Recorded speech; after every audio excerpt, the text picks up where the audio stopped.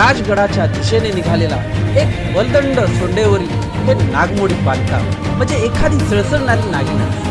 सळसळत जात जिने एकदम आपला फणा वर उचलावा अशी ही झुंजार माची.